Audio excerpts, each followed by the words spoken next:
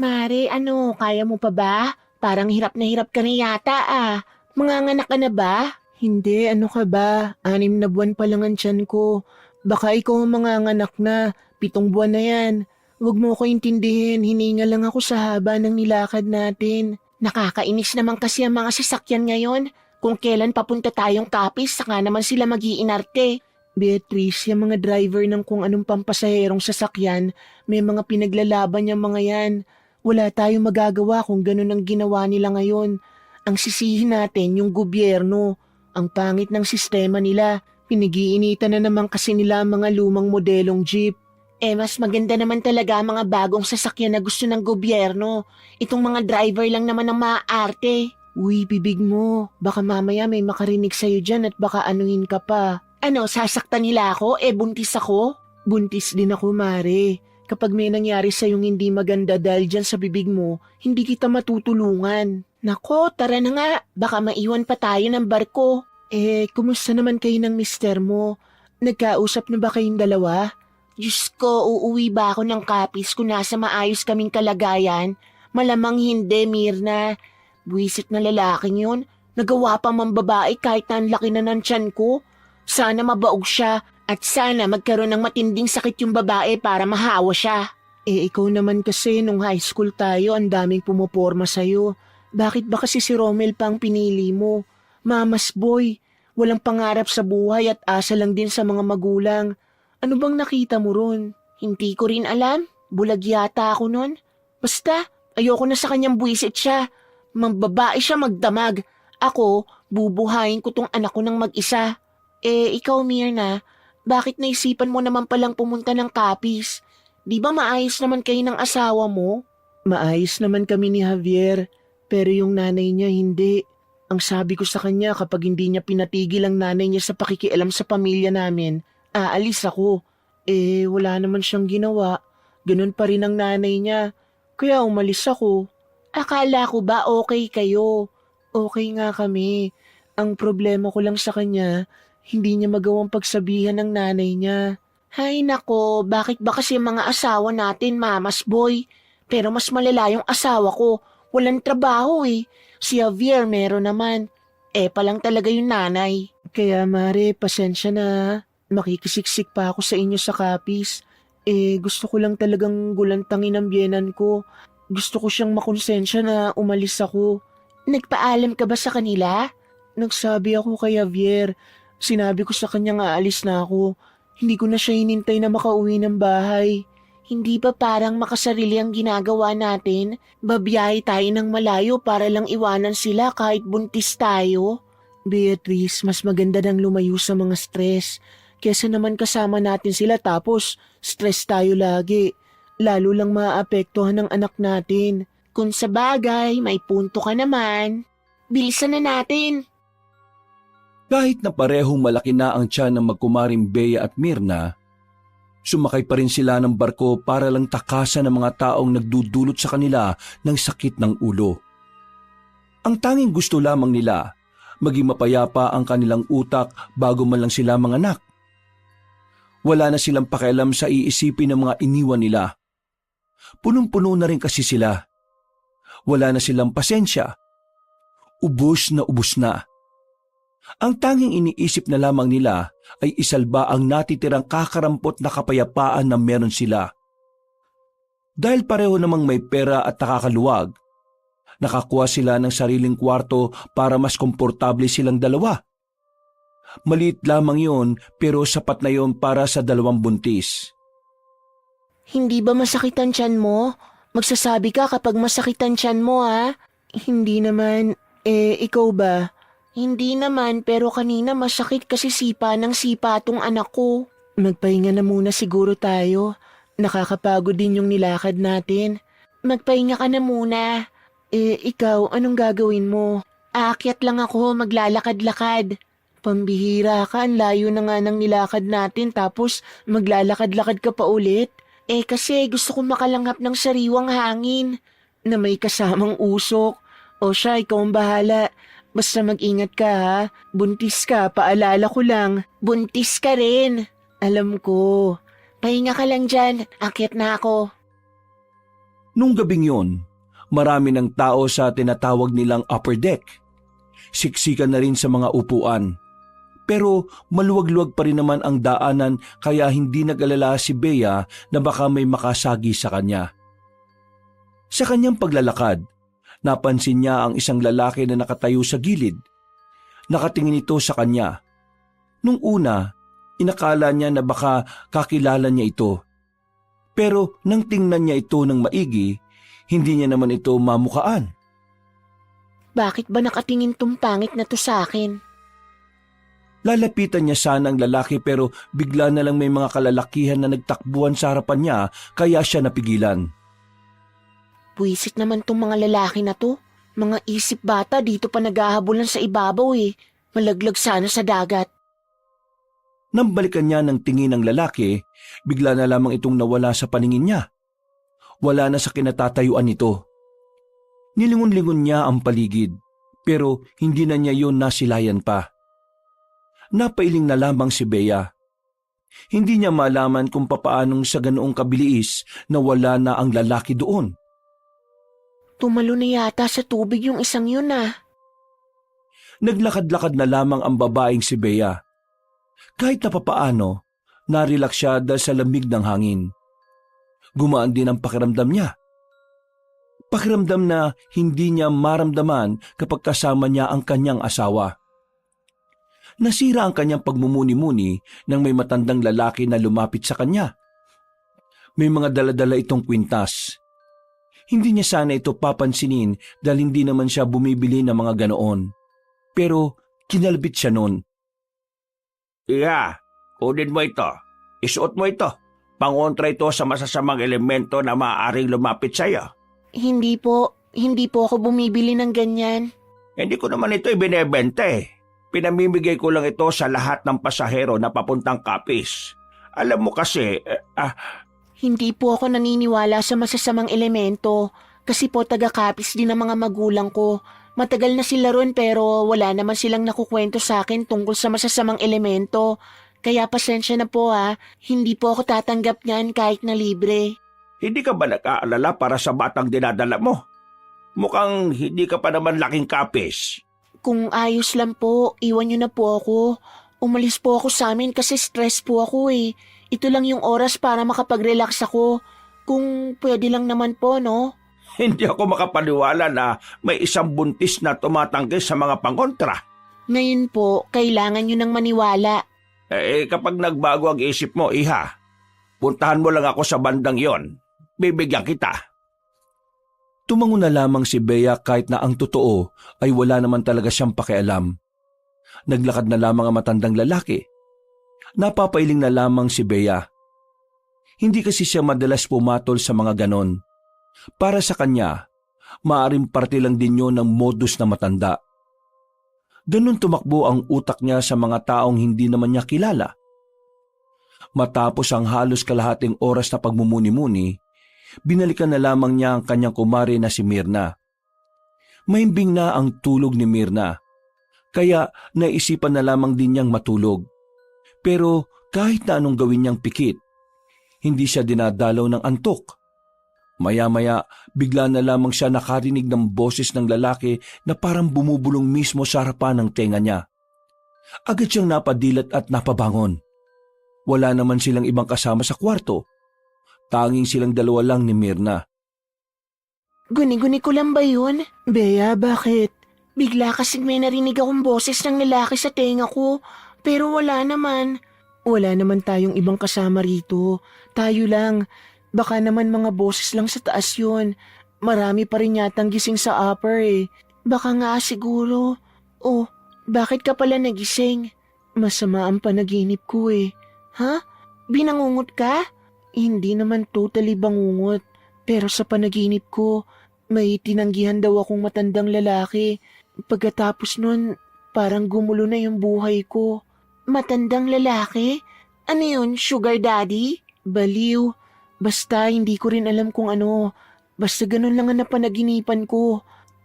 Anong oras na ba? Mag-aalas 11 pa lang. Ng gabi? Hindi, ng umaga. Malamang gabi. Nakita mo bang maliwanag yan sa salamin ng bintana? Piloso po to. Bumuntong hininga na lamang ang babaeng si Bea. Hinaplos niya ang kanyang tiyan. Ngumiti siya ng malapad. Sabik na siyang makita ang kanyang anak. Dahil parehong hindi na makatulog ang dalawang buntis, umakyat na muna sila sa taas. Tumambay sila sa gilid para makapagpahangin. Hindi malaman ni Bea kung bakit tila hinahanap niya ang matandang lalaki na nakausap niya. Sinusuyod niya ng tingin ang paligid ng barko, pero hindi na niya makita pa yon. Bea, tignan mo. Ha? Tignan mo yung lalaki. Nakatingin sa atin, oh. Kanina pa yan. Iyan din yung lalaking tumitingin sa akin kanina. Parang bet niya yata ang mga buntis eh. Loka, tingnan mo yung tingin niya. Mukha mandurukot eh. Grabe namang mandurukot yan. Nagbook pa sa barko para lang mandukot. Oo, saan ka pupunta? Lalapitan ko. Tatanungin ko siya kung anong problema niya sa ating dalawa. Sigurado ka? Baka mamaya biglang manakit yan. Hindi naman siya mukhang baliw eh. Akong bahala. To talaga kahit kailan puro tapang eh. Buntis ka ha? Akong bahala. Hindi nagpapigil ang babaeng si Bea. Nilapitan niya ang lalaki na ilang metro lang naman ang layo sa kanila. Paglapit niya, nung una ay parang hindi pa siya nito naririnig. Kaya naman tinapik niya ito ng malakas sa balikat. Anong atin, kuya? Ha? Bakit?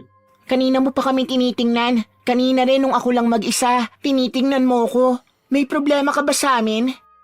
Wala akong problema sa'yo. Hindi ba kayo pwedeng tingnan? Oo, hindi. Parang nakakabastos ka eh. Sa lakas ng boses ni Bea, napapatingin na sa kanila ang ibang naroon. Pero parang wala lang pakialam ang lalaki. Nanatili itong kalmado at blanko ang reaksyon ng muka. Type mo ba kami? Mahilig ka ba sa mga buntis? Ano? Oo, gusto ko mga buntis eh. Bastos ka naman pala talaga eh. Hindi nagsalita ang lalaki. Tumingin lamang ito sa kanya. Yung tingin nito, para bang tumatagos hanggang sa kaluluwa niya. Sa hindi malamang dahilan, biglang nakaramdam ng kaba si Bea. Naramdaman na lang din niya na nagdilikot na ang sanggol sa kanyang sinapupunan. Samantala, lumapit na rin si Mirna nang mapansing tila nagkakainitan na ang dalawa. Bea, halika na. Huwag ka na makipagtalo pa. Baka makasama pa yan sa bata. Kuya, sa susunod ayusin mo naman ang tingin mo. Nakakabastos kasi kung paano mo kami tingnan eh. At kung may kailangan ka o may gustong sabihin, pwede mo namang sabihin agad. Masarap ang mga buntis eh. Kuya naman, tingnan mo, sabi sa'yo bastos ang isang to eh. Hindi pa man tapos magsalita si Bea, naglakad na palayo ang binata. Parang wala lang nangyari. Kaswal lang ang lakad nito. Kahit ang ibang taong nakarinig at nakakita sa sagutan, nagtataka rin kung sino ang lalaking yon.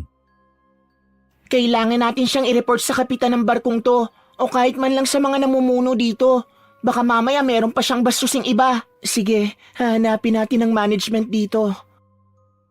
Gigil na gigil ang babaeng si Bea noong mga sandaling yon. Kinausap nila ang mga staff ng barko. Naisumbong na rin nila ang lalaking nambastos sa kanila. Dahil sa galit ni Bea, napilitan ng mga pamunuan ng barko na halugugin ang barko para lang mahanap ang lalaki. Pero sa kasamaang palad, hindi nila yun nakita. Wala rin makapagsabi kung ano ang pagkakakilanlan ng lalaki. Tiningnan na rin nila ang mga listahan ng mga naroon, pero hindi nila matukoy kung sino roon ang kanilang hinahanap. Maraming salamat po. Update nyo na lang po kami kapag nakita nyo na po ang lalaking yon. Tumango na lamang ang mga security sa kanila at naglakad na rin paalis. Si Bea naman, hindi pa rin nawawala ang inis nito. Kung hindi nga lang siya buntis, ay baka sinuntok na niya ang lalaki. Pwisit na lalaking yon. Kapag nakita ko talaga ulit yon, nako! Pero wala na siya rito. Saan naman kaya mapupunta yun? Nagtataka nga rin ako eh. Kasi nung unang beses na ako ang tiningnan niya, bigla na lang din siyang nawala. Hindi ko alam kung paano. Akala ko nga tumalo na siya sa tubig eh. Hinahanap niyo yung lalaking kinakausap niyo kanina. Diyos ko, yan na naman siya. Kilala mo yan? Siya yung nag-aalok ng kwintas kanina. Manong, kilala niyo po ba yung hinahanap namin? Hindi ko siya kilala, pero alam ko kung ano siya. Po, huwag mo nang kausapin. Weirdo yan. Huwag niyo na siyang hanapin. Mas mainam na huwag niyo na siyang lapitan. Bakit naman po? Sabi nang huwag mo nang kausapin yan. Dahil ang lalaking yon ay isang aswang. Manong, moderno na po ang panahon ngayon. Wala naman na sigurong ganun. Moderno? Hindi niyo ba alam na mga kagaya nila nakakasabay na rin sa panahon? Manong, please. Wala kami sa mood ngayon. Huwag niyo na po sanang dagdagan. Hindi ko naman sinisira ang gabi ninyo. Ang sinasabi ko sa inyo ay isang paalala o babala. Tinutulungan ko kayo para makaiwas sa kapahamakan. Lalo na ang sanggol na dinadala nyo. Kunin nyo ang mga kwintas na ito. Suotin ninyo. Dahil kapag suot nyo ito, hindi na kayo malalapitan pa ng aswang. Didistansya na siya sa inyo. Manong naman, sinabi nang wala kami sa mood para sa mga ganitong bagay eh. Ano bang hindi maliwanag sa sinasabi namin? Teka. Bakit nyo sinisigawan ng lolo ko? Lolo mo to? Oo, bakit? Pagsabihan mo naman tong lolo mo na wag niya na kaming guluhin gamit ang mga kwintas na sinasabi niya. Kasi masama na ang gabi namin. Pasensya na kayo kung inaalo kayo ni lolo ng mga dala niyang kwintas. Albularyo ang lolo ko sa Kapis. Galing kaming Maynila. Ginagawa na niya ito noon pa man. Namimigay siya ng mga ganyang bagay sa lahat ng papunta ng Kapis. Kung naabala man niya kayo, pasensya na. Ginagawa niya lang ang tingin niyang makabubuti sa iba. Pero hindi naman tama na sinisigawan niyo yung lolo ko. At tama ba na nanggugulo siya ng 2 buntis na stress na sa buhay? Wala naman akong sinabi na ganun ah. Ang sinasabi ko lang naman, kung ayaw nyo, edi ayos lang. Hindi naman kayo pinipilit eh. Anong hindi pinipilit? 2 beses niya na ako nilapitan para dyan. Wala ka bang lolo o tatay? Para kasing hindi mo alam na minsan normal sa matatanda ang pagiging makulit eh. Kuya, pasensya na. Aalis na lang kami. Pakisabihan na lang din ng lolo mo. Walang ginagawang mali ang lolo ko. Ayaw nyo lang kasi siyang pakinggan eh. Kahit na ang totoo, kapakanan nyo lang naman ang iniisip niya. Pero kung ayaw nyong maniwala, edi sige, walang problema. Pero eto lang ang sasabihin ko ah. Wag na wag kayong magsisisi na tinanggihan nyo ang inaalok ng lolo ko. Talagang hindi kami magsisisi, kuya, kasi nakakaabala. Dali mo na nga yan, lolo mo, kasi lalo lang nasisira ang gabi namin eh. Gusto ko lang humingi ng paumanhin kung nakukulitan kayo sa akin. Pasensya na at naabala ko kayo. Wala akong ibang intensyon kundi ang kaligtasan lamang ng inyong mga anak. Hindi ko na kayo pipilitin pa kung ayaw nyo akong paniwalaan at pakinggan. Pero kung sakaling mangailangan kayo ng tulong, nandun lang kami sa dulong banda. Tara na lo, huwag na kayong magmagandang loob sa mga taong mga masasama ang ugali. Anong sinabi mo, kuya? Wala akong naririnig. Kalalaki mong tao, papatol ka sa babae? Ikaw nga, walang galang sa matanda eh. Baka hindi ka napalaki ng maayos ng magulang mo, no? Halata naman sa height eh. Good luck na lang sa batang isisilang mo. Sana hindi niya manahin ang ugali mo. Baka ikaw ang hindi napalaki na maayos. Beatrice, tama na. Kuya, sige na. Umalis na kayo. Lalong nanggigil si Bea ng mga sandaling yon. Hindi nito inakala na may makakatapat siya at may taong iinsulto sa kanya. Huminga na lamang siya ng malalim. Pilit niyang ikinakalma ang kanyang kalooban. Ayaw niyang madagdagan pa ang stress niya, kaya sinubukan niyang palagpasin ang nangyari. Beatrice naman, alam mo nang hindi tayo pwedeng ma-stress. Talagang nakipagsagutan ka pa rin sa lalaking yon. Paano kung may masamang mangyari sa anak mo? Mag-isip ka nga. Anong gusto mong gawin ko? Hayaan ko na lang na ganun? Beatrice, hindi naman tayo inaargabyado ng matanda. Kinausap lang tayo.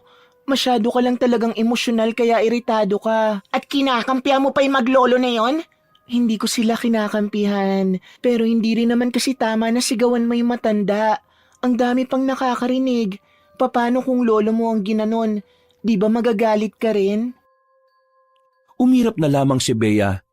Hindi pa rin niya matanggap na sa mga pagkakataong yon ay may ginawa rin siyang hindi tama. Napapailing na lamang sa kanya si Myrna. Nung sandaling yon, nanatili na lamang sila sa kanilang kwarto. Pero hindi pa rin sila dinadalaw ng antok. Sorry na, inis lang talaga ako. Wala ka namang kasalanan sa akin kaya huwag kang mag-sorry. Ayoko lang na nagpapaka-stress ka pa. Nakakainis kasi ang mga tao ngayon. Halos lahat wala sa ayos. So, pati ako? Siyempre, hindi ka kasama. Kaya nga halos lahat lang, di ba?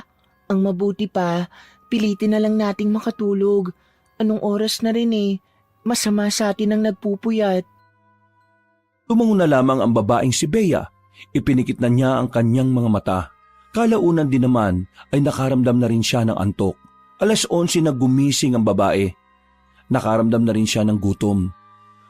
Pagtingin niya sa kabilang kama, wala na si Myrna. Kinukusot-kusot niya pa ang kanyang mga mata nang bumangon. Nasaan naman ang isang yun? Matapos makapagilamos at makapag-toothbrush, ay lumabas na rin siya roon. Nagtungo siya sa taas. Sinubukan niyang hanapin ang kanyang kasama. Ang daming tao sa labas. Hindi niya agad makita si Myrna. Umupo na lamang muna siya sa gilid. Mga ilang sandali lang, nasa tabi na niya ang babae. Saan ka galing? Naganap lang ng almusal natin. Ito, may dala na ako. Tara, kainin na natin. Ang sama rin ng panaginip ko. Buwisit kasing matanda yun eh. Pati tuloy sa panaginip ko pumasok. Ano ba yun? Aswang-aswang din. Ha? Aswang din? Bakit? Nanaginip ka rin ba? Oo. Ano bang panaginip mo? Nasa bahay na raw ako tapos may umaaligid na lalaki sa labas. Tapos nung gumabi, nakita ko siyang nakaupo sa balon namin. Bea, yung bahay niyo ba meron talagang balon? Oo, bakit? Kasi yung panaginip ko, nandun na daw tayo sa bahay niyo. Tapos nakita ko sa panaginip yung balon.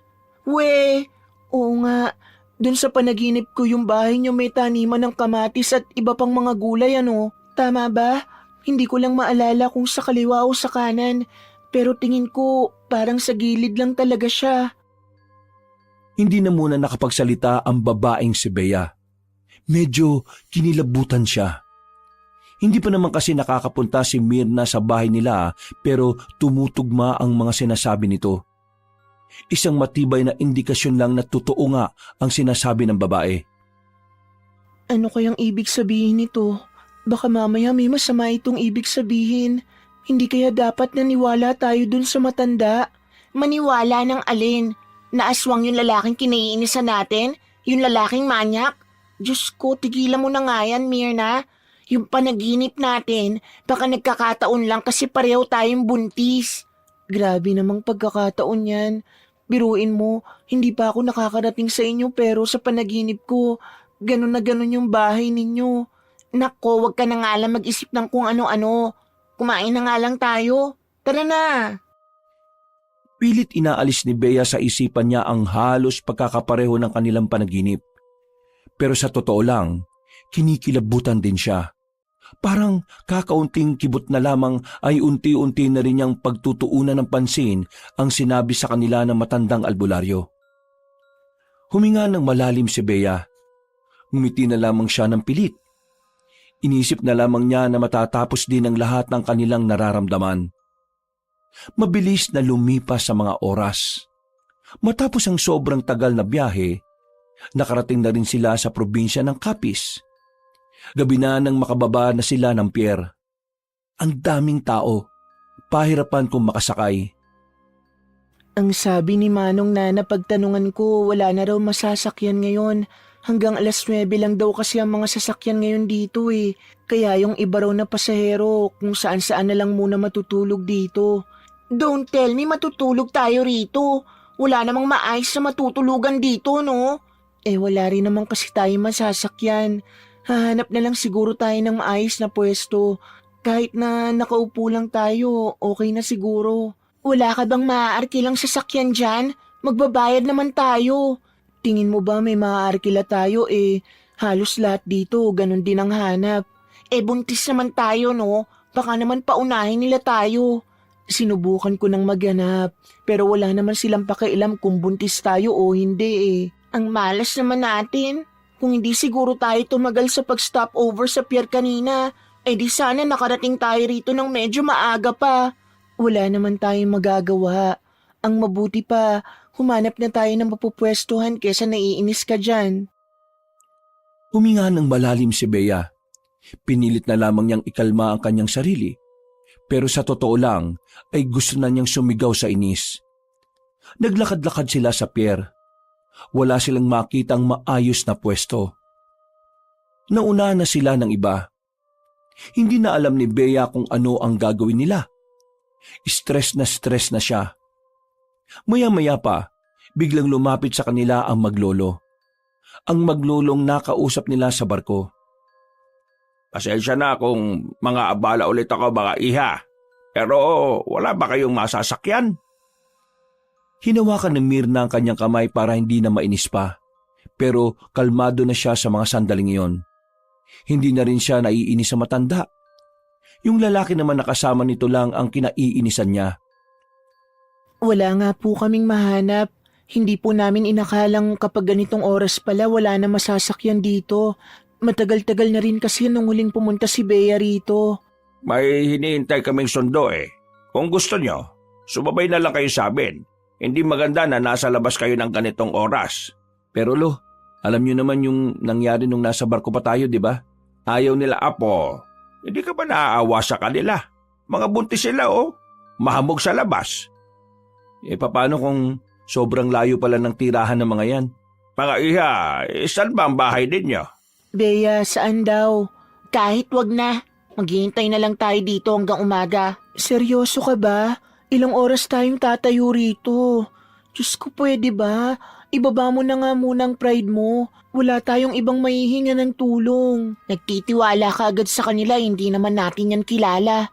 Hindi naman sila mukhang masama. Sige na, sabihin mo na kung saan. Sasabay tayo sa kanila. Sa San Pablo, Purokdos. San Pablo? Purokdos? Abay, malapit lang din pala sa amin ah. Madadaanan lang namin yon bago kami makarating sa lugar namin. Kung ganun sumapay na lang kayo sa amin. Pangako, wala na akong babanggitin pa tungkol sa mga bagay na hindi nyo paniniwalaan. Maraming salamat po Pero tanong ko lang po, bakit nyo po kami tinutulungan? Kasi kailangan nyo ng tulong Yun naman ang dahilan, hindi ba? Okay, tara. Sumama kayo sa amin. Doon natin iintayin yung sasakyan namin. Kahit na ayaw ni Bea, binaba na lamang niya ang kanyang pride. Naisip niya rin kasi na kailangan na rin talaga nilang magpahinga. Dahil kung tutuusin, hindi naman talaga sila pwedeng magbarko sa lagay nila. Pero pinilit lang nila ang mga staff para makaalis na rin. Naglakad sila ng kaunti patungo sa gilid ng kalsada. Nakaupo lang sila sa gilid kung saan merong mahabang upuan na yari sa katawan ng punong nyog. Tahimik lang ang dalawang babae. Pinakikinggan lamang nila ang maglolo. Ano na raw ba sabi ni Weweng? Nasa biyahe na siya Kanina pa. Baka mga 5 minuto lang nandito na yon. Yung lalaking pinapahanap nila sa barko, hindi mo na ba talaga nakita kanina? Nakita ko kanina pababa na rin ng barko pero biglang nawala Mailap talaga. Kung nakababa na rin, dapat pala di natin iwan tong dalawa. Sigurado ka ba talaga, Lo? Aswang yung lalaking yun? Ha? Bakit parang hindi ka sigurado? Marunugis ka, di ba? Ba'y dapat alam mo kaagad? Lo, parang normal lang naman kasi siya Malay ko ba sa lalaking yun? Kaya nga dapat hindi nating iwan tong dalawa. Mas maganda sana kasi kung may pangontra sila kaso, wag na nga nating ipilit. Ihatid na lang natin sa kanila. Oh, ayun na pala si Wewing Isang lumang van ang tumigil sa kanilang harapan. Bumukas ang bintana at nakita nila ang lalaking nasa loob. Nakangiti kagad ito. Lo! Ha! Kanina pa ba kayo? Sensya na Ay, di naman. Ngayon lang naman. O, sakay na. Malamig na dyan. Mga iha, tara na. Lo, sino ba sila? Sa bahay ko na lang ikukwento. Basta ngayon kailangan natin silang ihatid sa kanila. Sige. Pasok na. Inalalayan sila ng lalaking si Nathaniel. Hindi nagtagal ay agad na rin silang umandar. Habang nasa biyahe, tahimik pa rin ang dalawang babae. Nakikiramdam at nagmamasid lamang si Bea sa tatlong nasa harapan nila. Ang balita naman sa bahay, baka naman kalat-kalat na naman Hindi Inayos ko na yung mga kalat dun. Mabuti kung ganon. Para naman matuwa ako sa'yo. Sige na, ituon mo na yung atensyon mo sa pagmamaneho. Baka mamaya maaksidente pa tayo. Makalipas lang ang ilang oras, nakarating na rin sila ng San Pablo, Purok 2. Nakahinga na rin ng maluwag ang dalawang babae. Sa mismong tapat ng kanilang bahay sila mismo ibinaba. Naku, sobrang maraming salamat po talaga. Dahil sa inyo, hindi na namin kinailangan pang maghintay hanggang umaga. Safe po kaming nakarating dito. Maraming salamat talaga. Walang anuman. Gusto lang din naman naming tumulong sa inyo. Siyempre, kababayan naman pala namin ang angkan nitong kasama mo Ay, siya nga pala. Mag-iiwan ako ng numero ko sa inyo ha. Pwede nyo akong tawagan o i-text sakaling makailangan kayo ng tulong. Wag lang tungkol sa pera ha. Mahirap lang kami. Inabot na matandang lalaki ang kapirasong papel. Tinanggap naman ito ni Mirna. Si Bea naman ay pilit ng ngiti na lamang ang iginanti. Sige na. Kami lalarga na at maaga pa rin kami mamaya. Mag-iingat kayo palagi ha. At sana maisilang nyo ng matagumpay ang mga anak ninyo. Marami pong salamat talaga. Tungkol po sa nangyari sa barko, pasensya na. Mainit lang po talaga ang ulo ko noon dahil dun sa lalaking yun. Ayos lang yon. Kabisado ko naman ang mga buntis Pabago-bago ang mood. Kaya huwag nyo nang isipin yon. Pumasok na rin ang tatlong lalaki sa van. Kumuhay pa ang matandang lalaki bago sila tuluyang umalis. Napabuntong hininga naman si Bea. Akala ko hindi ka magsusorry May konsensya din naman ako, no? Bea, dito talaga ang bahay ng lola mo? Ang laki Sabi ko naman kasi sa'yo may kaya sa buhay ang angkan ko rito. Tingnan mo ang lawak ng bakuran. Pero, nagsabi ka ba sa kanyang darating tayo? Nagsabi ako kahapon. Ang kaso nga lang, hindi naman nag-reply si Lola sa message ko.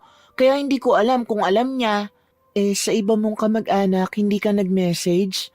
Hindi ko naman sila close Tara na, pasok na tayo. Natigilan sa sinasabi si Bea na may marinig silang kaluskos sa kabilang parte ng daanan. Nakita rin ni Mirna na gumalaw ang halamanan. Nagkatinginan ng dalawang buntis. Pareho sila ng nararamdaman. Bigla na lamang silang kinabahan. Pero nawala lang ang kanilang kaba nang makitang pusa lang pala ang naroon. Kainis namang pusa to. Anong oras na nasa labas pa? Hindi na lamang pinansin ni Bea yon at nauna na ring naglakad patungo sa pintuan ng bahay. Lola! Lola Manay! Nandito na po ang pinakamaganda niyong apo, si Beatrice! Lola! Baka wala dyan ang lola mo. Saan naman pupunta yun? Ito lang naman ang bahay niya. Baka naman makabulahaw tayo. Lola! Nandito na kami! Habang kumakatok si Bea, napatingin si Mirna sa gilid ng bahay kung saan naroon ang puno ng kaimito. Sa hindi malamang dahilan, tila nakakaramdam ng kakaiba ang babae. Nagtindigan ang kanyang mga balahibo. Hindi niya maintindihan kung bakit. Pero isa lang ang sigurado ni Mirna ng mga sandaling yon. Parang may kung sinong nakamasid sa kanila mula sa punong yon. Diyos ka, ikaw na ba yan, Beatrice? Ako na nga ito, Lola. Ito po si Mirna, kaibigan ko. Naku mga buntis to, pumasok kayo, pasok! Pinagandaan agad sila ng matandang babae ng masarap na tableya. Binigyan din sila ng makakain at sa sala sila nag-usap-usap. Buntis kayo bakit pa kayo bumiyahe ng sobrang layo? Nako, kung alam ko lang di sana pinasundo ko na kayo kanina. Lola, nag-text din ako sa inyo. Tumawag din ako kaso ang hirap ninyong kontakin. Nako ka, yung cellphone nasira na nung nakaraan. Kaya wala akong ginagamit ngayon. Ayun, hindi ko alam na pupunta kayo. Bakit nga pala kayo nagpunta? Ano bang meron? Ikukwento ko na lang po sa inyo mamayang umaga, Lola. Mukhang naistorbo ko ang tulog niyo Hindi naman. Mababaw lang din naman kasi ang tulog ko Ay, siya nga pala. Eto ang kaibigan mo. Kumari mo ba ka mo? Oo, La. Magkumari kami sa anak din ng kaibigan namin. Kumusta ka naman, iha? Buti naman at sinamahan mo ang apo kong ito. Kasi nakiusap po ako sa kanya na sumama. May problema din po kasi ako sa amin. Alam ko na. Kaya kayo narito kasi tumatakas ba kayo sa stress? Sa asawa yan, ano? Galing mo, La. Sarap mong kurutin. Nagtawanan sila pero maya-maya lang. Tinulungan na sila na matanda na umakyat sa taas. Inihatid sila nito sa magiging kwarto nila. Malaki ang kwarto sa itaas. Malinis din. Saktong-sakto yon para sa kanilang dalawa. Wala nga lang electric fan. Pero masarap naman ang hangin sa labas kaya buksan nyo na lang ang bintana. O ano, ayos na ba kayo rito? Ayos na po kami rito, La. Maraming salamat. Magpahinga ka na po ulit. O siya, sige. Pupunta na ako sa silid ko, ha? Matutulog na ulit ako. Maraming salamat, Lola. Laki ng bintana, Mars. Sara natin. Wala ngang electric fan. Hayaan mo na lang para makapasok ang hangin. Mula sa kinalalagyan nilang kama, natatanaw ni Mirna ang puno ng kay Mito sa labas. Hindi niya talaga maipaliwanag ang kanyang nararamdaman. So tuwing mapapatingin siya roon, pakiramdam niya ay meron ding nakatingin sa kanya. Kumusta naman ang tiyan mo? Hindi ba sumasakit? Maayos naman. Wala namang problema. Ikaw ba? Kanina nung nasa pier tayo, sipa siya ng sipa. Baka kasi alam na niyang malapit na tayo. Ewan ko ba rito sa anak ko, ang lakas sumipa. Parang kabayo eh. Ang sakit kaya minsan. Matapos ang kanilang sandaling pag-uusap, humiga na rin sila. Iisa lang ang kama pero may kalakihan kaya kasyang-kasya naman silang dalawa. Mga bandang 3:00, hindi na naman makatulog ang babaeng si Bea. Pagtingin niya kay Mirna, gising pa rin ito. Uy Mars, namamahay ka ba? Hindi, inaantok na rin ako pero hindi ko magawang pumikit. Bakit? Nakabukas kasi yung bintana eh. Hindi kasi natin pwedeng isara. Baka naman mainit. Pakiramdam ko kasi may nakatingin sa akin mula doon sa punong yun. Yun din palang nararamdaman mo. Ramdam mo rin? Oo, kanina ko pa nararamdaman eh. Ano to, aswang na naman? Naniniwala ka na sa aswang? Hindi. Bakit ako maniniwala? Kasi kung hindi ka naniniwala sa aswang, hindi ka rin maniniwala sa sasabihin ko. Bakit? Ano ba yun? Pakiramdam ko, merong engkanto dyan sa punong yan. Diyos ko, engkanto naman ngayon. Sabi ko na nga ba hindi ka maniniwala eh. Isara mo na nga lang yung bintana para makatulog na tayo. Sinunod na lamang ni Mirna ang kanyang inutos. Maya-maya lang din ay agad na rin silang nakatulog. Kinabukasan, pagdilat ni Bea ng kanyang mga mata ay maliwanag na sa labas. Nararamdaman na rin nila ang sikat ng araw na nanggagaling sa labas. Ginising na ni Bea si Mirna. Sabay na rin silang lumabas ng silid. Pagbaba nila sa sala, nakapagluto na pala ng pagkain na matandang si Manay. Buti naman at nagising na kayo. Heto, nakapagluto na ako ng tanghalian. Tanghalian? Oo, 11:00 na eh. Bakit? Nagtaka lang po ako. Tumitilaok pa rin pala ang manok kahit tanghali na.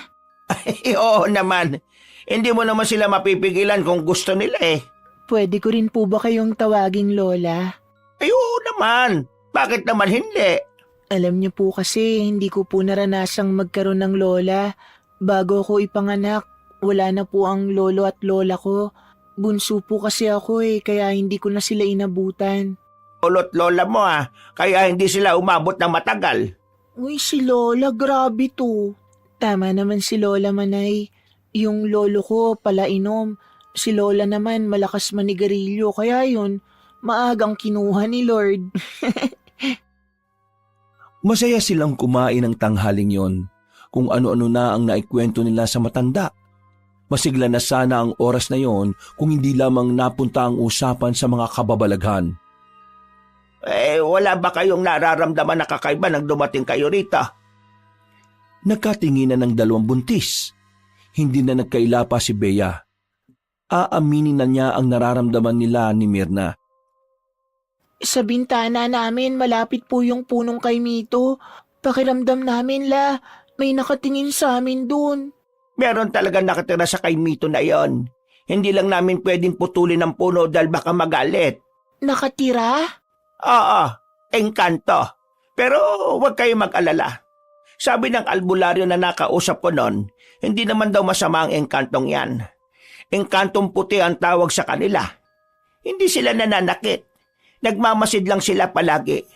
Huwag lang daw gagalawin ang puno kasi doon siya magagalit. Naniniwala po pala kayo sa mga kababalaghan. Ikaw ba naman isilang at tumanda sa kapis? Paanong hindi ka maniniwala? Nung nasa barko naman po kami, may nakausap din kaming albularyo. Ang sabi niya, yung lalaki daw na tingin ng tingin sa amin, aswang daw. Ay opo, totoo po yan. Napatigil sa pagmuya ang matanda. Tila bumakas ang pagkabahala nito sa muka. Nakaramdam ito ng kaba para sa dalawang buntis. Bagay na nagdulot din ng pagkailang sa dalawang babae. Bakit Totoo ang mga aswang. Totoo ang mga kagaya nila. Hindi na nakapagsalita pa ang dalawang buntis ng mga sandaling yon dahil si Aling Manay na ang nagsabi sa kanila. Pakiramdam nila ay dapat silang maniwala. Seryoso din kasi ang mukha ng lola ni Bea. Hindi naman siya tinatakot ko kayo. Pero totoo ang mga aswang. Lalong-lalo na rito sa kapis. Kung nabasa ko nga lang ang text mo, Bea, sasabihin ko sa iyong wag na kayong tumuloy. Pero dahil nandito na naman kayo, alangan namang pauwing ko pa kayo. Totoo man o hindi ang aswang, gusto ko sanang dumito na muna sa inyo hanggang sa mga anak ko. Hindi ako pwedeng ma-stress sa amin Baka ano pang mangyari sa anak ko. Ganun din si Myrna. Kailangan namin pareho ng payapang lugar. Tahimik at malayo sa asawa at biyan ng babae na pakailamera. Kung ganun naman pala ang dahilan ninyo, sige. Pero ito lang ang gusto ko. Habang naririto kayo, sumunod kayo sa mga paalala ko. Para na rin naman ito sa inyong kaligtasan. At siyempre, sa inyong mga anak na rin. Sige po, makikinig kami sa inyo. Wag na wag kayong kakausap ng mga taong hindi nyo namang kilala. At wag na wag din kayong magpapatapik sa balikat. Kapag may hindi kilala na tumapik sa balikat ninyo, tapikin nyo rin kagad pabalik. Sa parehong balikat. Kung sa kanan kayo tinapik, sa kanan nyo rin tatapikin. Para saan naman po yun? May paniniwala kasi na may mga aswang na tumatapik ng balikat ng tao para lasunin o kaya gayumahin ang biktima nila. Para maibalik sa kanila yon, tatapikin mo rin sila sa balikat. Ganun na po ba talaga kalala rito sa probinsya? Hindi naman malala. Ito ay mga paalala lamang para sa mga posibleng mangyari. Hindi naman din kayo taga rito. Buntis din kayo. Mainit kayo sa mga mata ng mga aswang. Kung sakaling nandito pa man sila. Sige po, Bukas na bukas, aalis ako para mahanapan kayo ng pangontra. Mahirap na. Mas maganda nang sigurado tayo. Matapos ang pananghalian na iyon, ay nag-iwan sa kanila ng palaisipan ang sinabi ng matandang babae. Noong mga oras na iyon, hindi nila alam kung sisimulan na nilang paniwalaan ng mga bagay na noon ay hindi nila siniseryoso. Bandang 3:00 ng hapon, naiwan ang dalawang buntis sa bahay. Nakatambay lang sila sa bakuran. Habang nagkukwentuhan, napansin nila ang puno ng kaimito. Mga ilang segundo silang napatingin doon. Nang makaramdam sila ng pagkailang, dito na nila iniwas ang kanilang tingin. Kanina, aswang. Tapos ito namang puno na to, may engkanto. Engkantong puti ba yung sinabi ni Lola? Oo, engkantong puti. Pero alam mo, nung nagpunta rin ako sa probinsya ng mother side ni Javier, may mga naririnig din akong kwento tungkol sa mga engkanto Sige nga, ano yun? Hindi ka ba matatakot kung ikukwento ko? Hindi ko pa nga sigurado kung maniniwala ako Bakit ako matatakot? Di kwento ko na nga lang din. Yung dun sa probinsya nila, may engkanto daw sa tapat ng ilog. Tapos yung buntis na laging naglalakad-lakad, napadpad dun. Tapos, alam mo ang nangyari? Ano? Nadapa. Anong kinalaman ng engkanto dun? Nadapa siya pero may sumalo daw sa kanya. Lalaki, maputi, matangkad, gwapo. Tapos, engkanto pala yun. Alam mo kung anong sunod na nangyari? Nalaglag yung bata kasi gusto ng engkanto na sumama siya sa mundo nila. Ang kaso tumanggi siya. Ginantihan yung bata. At yan base sa kwento ng mga kamag-anak ng asawa mo? Oo. Maniniwala ka dun siraulo nga yung biyenan mong yun eh. Basta ganun daw yung nangyari. Bea, tingin mo, hindi naman siguro mangyayari yun sa atin oh. Lalo na meron palang engkanto dyan sa punong yan. Nagkibit-balikat na lamang si Bea sa sinabi ni Mirna. Dahil wala naman na silang magagawa sa labas at hindi pa rin naman nakakabalik ang matandang babae, pumunta na lamang sila sa loob.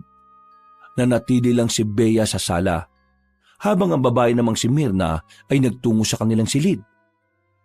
Naiwan siyang mag-isa sa sala. Abala lang siyang nanonood ng TV nang biglang may marinig siyang sitsit. Hindi niya alam kung saan yun nanggagaling. Akala niya pa nga nung una ay nagkakamali lang siya ng dinig. Pero paulit-ulit lang ang sitsit. Habang tumatagal pa nga, mas lumalakas. Hindi na nakatiis pa ang babae. Tumayo na siya at sumilip sa labas. Wala naman siyang nakitang kung ano. Kahit na alam niya sa sariling hindi na normal ang nangyayari, pinagsawalang bahala pa rin niya. Kinagabihan, Ay nako, pasensya na kayo't ginabi na ako ng uwi. Ang dami ko pa kasing siningil eh. Yung iba pahirapan pang magbayad. Pero may mga binili akong pagkain dito. Masustansya ito para sa mga kagaya niyong buntis. Nagluto na rin pala ako, La, para kakain na lang. Ay nako, masarap ba niluto mo? Masarap pong magluto yan si Bea. Ay mukhang may makakatalo na ng mga luto ko ah. agad silang nagsalo-salo sa hapagkainan ng mga sandaling yon. Masaya ang kanilang hapunan. Ikinuwento ni Aling Manay ang lahat ng naranasan niya sa buong maghapon. Pagkatapos ng hapunan, si Bea na ang nagkusang maghugas ng plato, habang si Mirna naman ang naglinis at nagwali sa sala. Aray ko! Oh, bakit Bea? Masakit ba ang tiyan mo? Oo, pero ayos lang ako. Yung sipa ng anak ko parang galit eh. Diyos ko, nataranta ako sa'yo. Akala ko kung ano na. Pero alam mo, pareho tayo. Ganyan din sumipa ang anak ko eh. Pansin ko mula nang dumating tayo rito. Hindi sila mapakali. Sipa sila ng sipa. Baka kasi nahanap na nila ang tatay nila. Naalala ko na naman si Romel. Nabubwisit ako sa mukha eh. Naku, wag mo nang isipin. Mas lalo ka lang maiinis eh. Sige na, tapusin na natin ang mga ginagawa natin. Mabilis na lumipas sa mga oras. Oras na rin ang kanilang pagtulog. Habang nagpapantok at nagbabasa ng pocketbook, bigla nilang naramdaman na parang may mabigat sa bubungan. Nung una ay nagkatinginan pa sila, pero nang marinig nilang tila naglalakad na yon, napabangon na ang dalawang buntis. Uy, Bea, mukhang totoo nga mga aswang mo. Ano ka ba? Kumalma ka nga. Sumunod ka sa akin. Saan naman tayo pupunta? Gigisingin natin si Lola, tara. Marahan ang ginawa nilang pagakbang para hindi sila marinig kung sino man ang nasa bubungan. Pero ang hindi nila alam, amoy na amoy ng nilalang ang kanilang dinadalang sanggol. Lola, gising ka pa ba? Bea, bukas naman yung pinto. Itinulak nila ang pinto at nakita nilang mahimbing na ang tulog ni Aling Manay. Pero kahit na ganon, sinubukan pa rin nila itong gisingin. Pero nadismaya lamang sila nang hindi yung tumutugon. Nakita nila ang bote ng lambanog na kalahati na ang bawas. Malas, uminom pala si Lola. Anong gagawin natin? Dito lang tayo sa loob. Alangan namang lumabas pa tayo. Dito na lang tayo sa kwarto ni Lola Manay. Siniguro nilang nakasarado ang lahat ng bintana sa sala, pati na rin sa silid na matandang babae. Maya-maya pa, naramdaman na lamang nila na parang meron nang naglalakad sa sala. Hinawakan ni Bea ang kamay ni Mirna para mabawasan ang takot nito. Kahit na papaano ay kumalma rin naman ang babae. Samantala, naglakas loob naman si Bea na sumilip sa maliit na butas sa pintuan. Hindi niya inaasahan ang kanyang nakita. May isang lalaking nakatalikod sa sala. Nakaharap lang yon sa pintuan. Maya-maya lang ay marahan itong humarap. Nakilala ni Bea kung sino ang lalaking yon. Ito ang lalaking bumastos sa kanila sa barko. Totoo nga. Totoong sinasabi ng matandang yon. Aswang yung lalaking yon. Ha? Dito ka lang. Teka, anong gagawin mo? Papalayasin ko yung lalaki. Nababaliw ka na ba?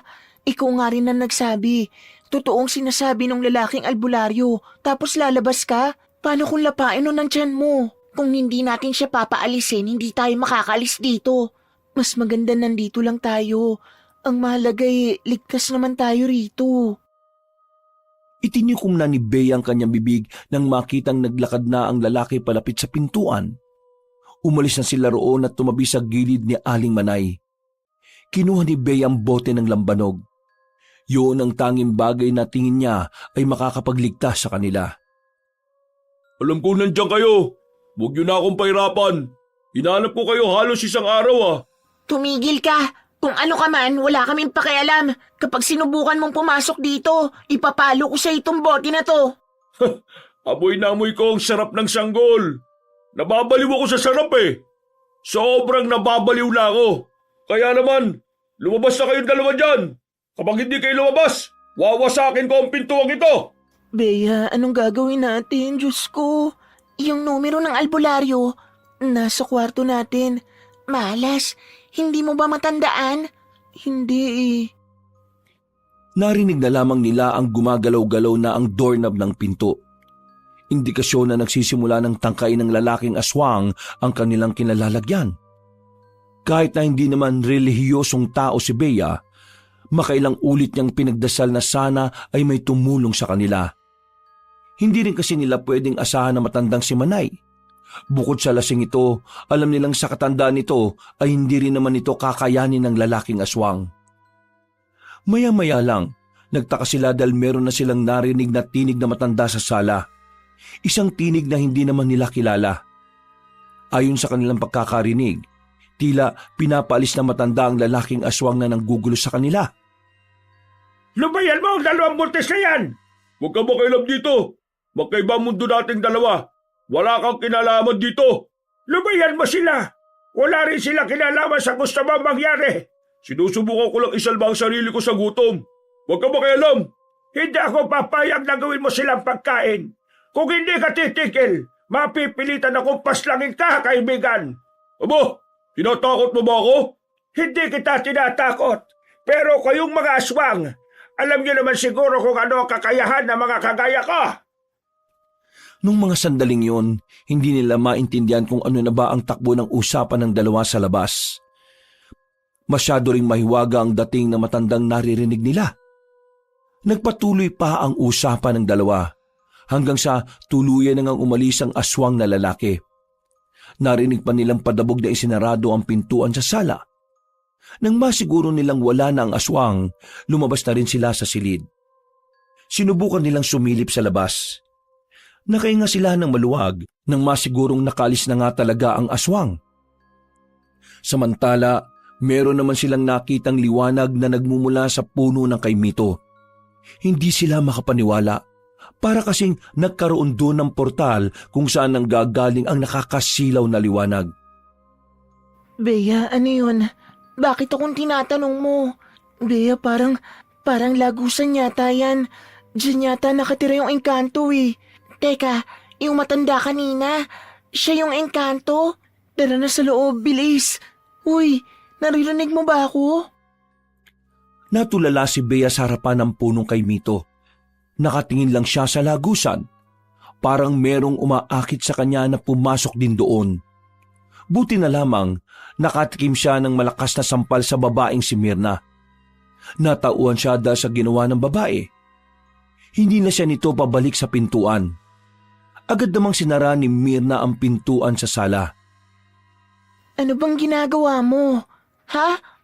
Ginagawa ko? Beatrice, hindi mo ba alam na malapit ka nang pumasok doon sa lagusan? Ako? Papasok doon? Oo, tingin ko na ano ko eh. Ano bang tawag doon?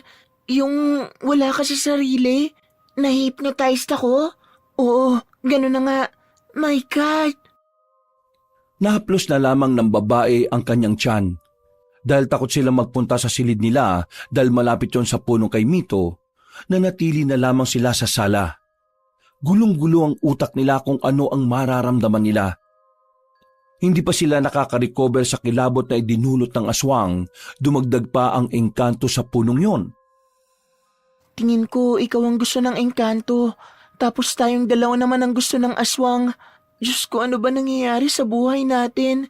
Tingin mo, kakailanganin ba natin ng tulong ng albularyo? Mamayang umaga, tatawagan na natin sila. Hindi ako makapaniwala. Totoo pala talaga sila. Nung mga sandaling yun na hindi na talaga nakatulog ang dalawang buntis, nawala na rin ang kakaibang liwanag sa puno ng kay Mito. Nanatili lang sila sa sala. Malapit sila sa kusina. Sa may bandang sulok sila tumambay kung saan abot na abot nila ang mga pangsaksak. Kinabukasan, nang makita nilang maliwanag na sa labas, nagkaroon na rin sila ng lakas ng loob na pumunta sa silid. Hinanap nila ang papel kung saan nakasulat ang numero ni Mang Morong. Pero sa kasamaang palad, hindi na nila yun makita. Saan mo ba talaga nilagay? Dito lang yun sa bulsa ng bag ko eh. Baka naman nahulog sa labas bago tayo pumasok dito. Hindi, paano mahuhulog nakasuksok nga yun dito sa bag ko. Bea, hindi kaya sinadya ng engkantong mawala yun para hindi tayo makahingi ng tulong sa albularyo? Bakit naman niya gagawin yun hindi ba engkantong puti siya? Hindi naman daw siya masama eh. Kung hindi siya masama, bakit kanya gustong pumasok sa lagusan? Hindi ko rin alam. Hintayin na lang siguro nating magising si Lola. May kakilala siyang albularyo. Yun na lang ang asahan natin. Para kahit na papaano ay malibang at makalimot, naglinis-linis na lamang sila ng bahay. Pero iniwasan na lamang nilang magawi sa harapan ng puno ng kay Mito. Naganda na lamang din sila ng kanilang pagkain para sa pananghalian. Ilang minuto bago ang 11:00, nagising na ang matandang si Manay at agad nilang naikwento ang mga nangyari. Namulagat ang mga mata nito. Baka sa mukha ng matandang babae ang pagkabahala. Hindi maganda to. Dalawang nilalang ang nakakaroon ng interes sa inyo. Ang isa ay dahil sa mga sanggol na dinadala ninyo at ang isa naman ay gusto kayong gawing reyna ng mga engkanto. Pero si Bea lang po ang na-hypnotize ng engkanto. Hindi po ako kasama. Huwag kang kampante, iha. Sabi sa libro, ang mga matatandang engkanto ay mahilig. Hindi sila nakokontento sa iisang asawa lang. Diyos ko naman, nakakakilabot naman to. Lola, ano po bang kailangan nating gawin? Kailangan na natin papuntahin ang kakilala kong albularyo. Alauna na nang dumating na ang albularyo sa kanilang bahay. Pagkakita ni Bea at Mirna sa albularyo ay nagtaka sila dahil nakilala nila yon. Kasama pa na matandang lalaki ang dalawa nitong apo, si Nathaniel at Wengweng. Hindi ko nakala na apo mo pala itong dalawa. Yung isa lang. Yung isa kasi dyan kaibigan niya pero parang apo ko na rin. Nagkakilala na ba kayo? Ay oo, kasama ko sila sa barko. La, sila yung sinasabi ko na nagsabi sa amin na yung lalaking bumaso sa amin aswang pala. Aling Manay, siniguan niya po ang lolo ko nung nasa barko kami. Nathaniel, hindi yun ang usapan dito Manay, wag mong pansinin yon. Pagtuunan natin ng pansin ang mga problema dito. Ngayon mga iha, ikwento niyo sa akin kung ano nangyari. Nung dumating pa lang kami dito, yung oras na inatid nyo kami, nakaramdam na kami ng kakaiba sa punong kay Mito na yun. Pakiramdam namin, may nakatingin sa amin. Tapos kagabi lang may lalaki naglalakad sa bubungan namin. Pero kalaunan, namalaya na lang namin na nakapasok na siya rito sa bahay. Siya yung aswang, yung lalaking nambastos sa amin sa barko. Nagawa niya kaming sundan dito. Muntik niya na kaming mabiktima pero habang nasa loob kami ng kwarto ni Lola Manay, narinig namin na may isa pang matandang lalaki na nagsalita. Malumani ang boses, parang ang bait-bait kong pakikinggan.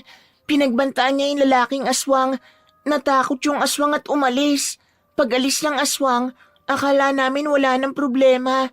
Lumabas kami ng kwarto. Mula rito sa sala, nakikita namin yung malakas na liwanag na nanggaling sa labas. Nang tingnan namin, nakita namin yung puno ng kaimito na may lagusan. Doon galing yung liwanag eh. Tapos hindi ko na alam ang sumunod na nangyari. Paano hindi mo alam? Wala ka nang maalala pagkatapos doon? Bigla na lang po kasi siyang nawala sa sarili. Naglalakad na siya palapit sa lagusan. Kung hindi ko pa po siya sinampal, hindi pa siya magigising sa katotohanan. Tapos ayun po, hinila ko siya pabalik dito sa sala. Morong, ano sa tingin mo ang nangyayari? Tama ang sinasabi mo, Manay. Pinag-aagawan sila ng dalawang nilalang. Gusto ng engkanto na kunin ng dalawang buntis, pero hindi para gawing asawa. Yung anak ng dalawang babaeng ito ay maaaring gawin niyang prinsipe ng Biringan. Bingihan? Biringan, hindi bingihan. Biringan, biringan. Ano po ang biringan? Ang Biringan ay ang pinaniniwalaang mundo ng mga engkanto. Minsan, nagbubukas ang lagusan ng Biringan para kumuha ng mga tao. Kapag lalaki, ginagawa nilang alipin. Kapag babae, ginagawa nilang asawa. Pero kapag bata, ginagawa naman nilang tagapagmana. Anong pwede nating gawin ngayon, Morong? Dalawa problema natin. Kailangan nating isipin din ang lalaking aswang na nanggugulo sa kanila. Mabangis din yon, at maaari din silang mapahamak sa isang yon. Pero huwag kayo mag-alala. Itong si Nathaniel, isa siyang manunugis. Trabaho na niyang humanap ng aswang dito sa kapis at tutugisin niya. Dalawa sila nitong si Weweng. Sa kanila natin ipapaubaya ang paghahanap sa aswang. Habang ako naman, etong engkanto ang poproblemahin ko. Kung umuwi na lang po kaya kami, Lola Manay, yun din ang naiisip ko, Lola. Hindi. Wala rin saysay kung uuwi kayo. Bakit namang walang saysay? Hindi na nila kami masusundan doon. Ang kay Mito ba na yan, sasakay din ng barko para makasunod sa amin? Hiya, mali ka ng pagkakaunawa. Ang lagusan ay hindi nakadikit sa punong yon. Ang lagusan ay pinaghalo-halong negatibong enerhiya na nabubuo dahil sa lakas ng gumagamit nito. Ibig sabihin, kahit saan, kahit kailan, pwedeng lumabas ang lagusan. Kung uuwi kayo sa inyo, maaring makaiwas na kayo sa aswang. Pero sa engkanto, hindi. Susundan at susundan niya kayo. Isa pa, ang mga engkanto ay gumagamit din ng itim na salamangka. Kaya kaya nilang manipulahin ang panaginip nyo para lang mabiktima kayo. Makinig kayo sa kanila. Matagal ko na silang kilala. Subok na ang serbisyo nila. Malay, dito na muna ako ng ilang araw para mas mabantayan ko ang nangyayari. Ayos lang naman sa akin kung matutulog ako rito sa sala. Hindi ko kasi pwedeng iwan ang kasong ito, lalo na't engkanto ang kalaban. Mahirap kalaban ng engkanto, Manay. Alam mo naman yan. Wala namang problema, Morong. Basta gawin mo ang lahat ng makakaya mo para protektahan itong dalawang buntis na ito. Dalawang apo ko ang nakasalalay dito at ang mga anak nila. Huwag ka mag-alala. Gagawin ko ang lahat. Mamayang 6:00, susubukan kong kausapin ng maayos ang engkanto. Kailangan ko lang ng prutas at alak para may alay sa kanya. Nathaniel at Weweng, kayong dalawa, susuyurin nyo ang lugar. Maglagay na rin kayo ng mga pangontra sa labas. Kayo naman mga iha, siguro naman makikinig na kayo sa akin ngayon. Kailangan nyo na itong suotin. Binigay na matanda ang 2 kwintas. Binigyan din ito si Aling Manay. Agad naman nila itong isinuot. Kahit na papaano, naging panatag ang kalooban ni Bea. Kinukumbinsi niya ang sarili na maililigtas sila ng mga pangontrang yon. Para lang po ba sa aswang ang pangontrang to? Oo, para lang sa aswang. Hindi ko naman kasi inakala na pati pala engkanto interesado sa inyo. Kinabukasan, nasa loob ng kusina ang 2 buntis. Nagluluto sila ng para sa kanilang hapunan. Nakikita nila ang 3 lalaki na kausap pa rin ng matandang si Manay. Sa mga nangyayari sa kanila, aminado si Bea na nababahala na rin siya para sa kaligtasan nila ni Mirna. Lalong-lalo na ang kaligtasan ng kanilang anak. Tingin ko kasalanan ko ang lahat ng to. Bakit mo naman naging kasalanan? Kung ano-ano na namang iniisip mo. Kung hindi tayo nagpunta rito, wala sanang aswang, wala sanang engkanto. Nadamay ka pa. Ano ka ba naman? Choice ko naman na sumama sa'yo. Isa pa, wala namang may gusto nang nangyayari. Lahat tayo hindi alam na mangyayari to. Pero hindi mo pa rin maikakaila na dahil sa pagpunta natin dito, nalagay ang buhay natin sa alanganin. Pambihira naman kasi. Wala naman kasi yung kay Mito na yan nung bata pa ako eh. Bata ka pa nun, Beatrice. 30 ka na ngayon. Ang tagal na nung huli ka nakarating dito. Kumusta naman ang tiyan mo? Tingin ko malakas ang anak ko. Sa lahat ng stress na dinadanas natin ngayon, ayos na ayos lang siya. Mas nakaka-stress pa yata to kaysa sa mga asawa natin eh. Naku, malalagpasan din natin to. Ikaw, kumusta ka naman at ang baby mo dyan sa tummy mo? May time na galaw siya ng galaw, nararamdaman niya yata na may nangyayaring hindi maganda. Hinawakan na lamang ni Mirna ang kanyang kamay at ngumiti ng malapad. Kahit na papaano ay gumaan na rin ang pakiramdam ng babae. Makalipas lang ang ilang oras ay sumapit na rin ang 6:00 ng gabi.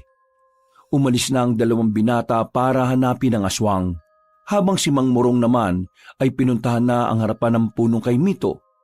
Dala-dala nito ang pagkain na niluto ng 2 buntis. Lola, magiging epektibo po kaya kung kakausapin niya yung engkanto? Yan ang hindi natin alam. Pero susubukan na lang natin. Baka lang makuha sa ganyan. Ayos lang po ba siya? Hindi po ba siya mapapahamak? Matagal na niyang ginagawa yan. Sanay na siya sa ganyan, kaya huwag niyo siyang alalahanin. Yung 2 niyang apo, ayos lang kaya sila? Si Nathaniel, lihitimong pumapatay ng aswang yon. Kilala yon sa kabilang baryo kasi nung nakaraan, may pinatay siyang isang aswang. Tik-tik yata yun o wak-wak. Basta ganon. Biyasa yon si Nathaniel. Isa pa, 2 naman sila ni Weweng. Lumabas sila ng sala. Sumilip sila kay Mang Morong. Nakita nilang nagsasalita na ang matandang lalaki. Sinisimulan na kasi nito ang makipag-ugnayan sa engkanto. Maya-maya lang din, nakita nilang napatayo na si Mang Morong. Nanlaki ang kanilang mga mata nang makitang may kumikislap sa katawan ng puno. Hindi na nagsayang ng sandali si Mang Morong. Agad itong umalis doon. Morong, yung ilong mo dumurugo. Ano pong nangyari? Nakausap niyo po ba? Oo, nakausap ko. Lalayuan niya na ba kami? Hindi siya lalayo. Nagalit siya. Nagalit siya sa akin. Ang sabi niya wag daw akong makialam. Kailangan niya raw ang 2 tagapagmana, kaya yung mga anak ninyo, yun ang punteriya niya. Diyos ko naman. Manay, mukhang hindi siya madaraan sa mabuting usapan kaya kailangan ko na rin gumamit ng kapangyarihan. Ha? Teka, ikaw? May kapangyarihan? Ano ba to? Nasa pelikula ba tayo? May kapangyarihan din ang mga albularyo? Iha, meron kaming tinatawag na anting-anting. Ang anting-anting ay nagtataglay ng iba't ibang kapangyarihan. Depende kung anong abilidad nito. Kailangan ko na itong gamitin. Malakas ang engkanto. Gumagamit ng itim na kapangyarihan. Kaya tatapatan ko siya ng kapangyarihan na sa liwanag. Hindi ko po alam ang mga sinasabi niyo pero gawin niyo po ang lahat. Hindi ko kayang mawala ang anak ko. Ako rin, hindi ko kakayanin kapag may nangyaring masama sa anak ko. Huwag kayo mag-alala. Akong bahala. Sige na, pumasok na kayo sa loob. Huwag kayong aalis ng bahay hanggat hindi ko sinasabi ha. Naiintindihan niyo ba ako? Naiintindihan po namin. Bumalik na sila sa loob ng bahay. Ang matandang si Mang Morong naman ay nasa labas lang. Inihahanda ang sinasabi nitong anting-anting. Napapalunok na lamang ng laway si Bea sa mga pagkakataong yon. Kinakabahan siya. Nababahala sa maaaring mangyari. Muli, ipinagdasal na lamang niya sa Diyos na sana walang mangyaring masama sa matanda. Ganon din sa 2 binata na si Nathaniel at si Weweng. Ano pong ginagawa ni Mang Morong? Hindi ko rin alam. Pero palagay ko, nagri-ritual siya. Ritual? Oo, ritual. Ang ritual ginagawa ng mga kagaya niya. Sabi nila, nakakatulong daw yan sa maraming bagay, lalo na sa pakikipaglaban nila sa mga kakaibang nilalang. Maya-maya ay biglang may kumatok sa pintuan. Nathaniel, Weweng, anong balita? Napas lang yun na ba ang aswang na yon? Hindi pa nga Hindi namin siya mahanap. Hindi rin naman gumagana ang langis ng lana. Hindi ko alam kung bakit, Lo eh. Paano hindi gumagana? Malabnaw siya. O sige, dumito na muna kayo. Nararamdaman ko yung engkanto. Gagawa na siya ng paraan para makuha yung gusto niya. Kaya makinig kayo lahat sa akin. Kapag hindi ko kinaya ngayong gabi, aalis muna tayo sa bahay na ito. Akala ko ba masusundan niya rin tayo kahit saan? Oo, pero mas malakas siya rito sa lugar na ito dahil dito ang pinakalagusan niya patungo sa Biringan. Aling Manay, mawalang galang na po pero saan ba nagmula yung engkanto na yan? Noong nakaraang taon lang naman biglang nagkaroon ng nilalang sa punong yan. Kasi nitong nakaraan, balak na naming ipaputol yan eh. Ang kaso, yung mga magpuputol sana, sinabi nila na may naninirahan daw sa punong yon. Kaya ayun, hinayaan namin. Ang sabi naman nila, engkantong puti raw. Hindi siya engkantong puti. Nagpapanggap lamang siyang mabuti para mas madaling lumapit ang mga tao sa kanya at para maging kampante rin ang mga nasa paligid. Kayong dalawang buntis, pumasok kayo sa loob ng silid ng lola ninyo. Manay, doon na muna kayo. Nararamdaman ko palabas na siya ulit. Hindi ko na maintindihan kung sino ba talagang kalaban natin dito. Naguguluhan na ang utak ko. Bea, dalawa nga ang problema natin dito. Yung aswang at yung engkanto. Isipin nyo na lang na ganun kayo kaganda. Pinagkakagulan kayo ng dalawang magkaibang nilalang.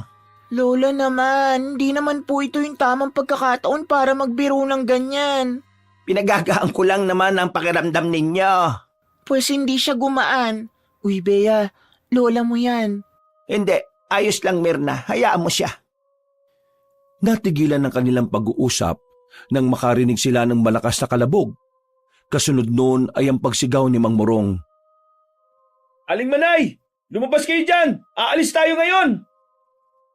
Nagulat sila nang makita nila si Mang Morong na may dugo na naman sa ilong. Inaalalayan lang ito ng lalaking si Weweng. Diyos ko, anong nangyari? Mamaya na ako magpapaliwanag. Tara na, umalis na tayo habang naisara ko pa ang lagusan niya. Kahit nabuntis ay naunang tumakbo palabas ng bahay si Bea at Mirna. Sumakay na kaagad sila ng van. Bago sila umalis, nakita pa nila ang matandang lalaki na nagliliwanag. Nakatayo lang yun sa gilid ng puno at parang may pumipigil doon na makaalis. Weweng, ingat sa pagbabaleo ha.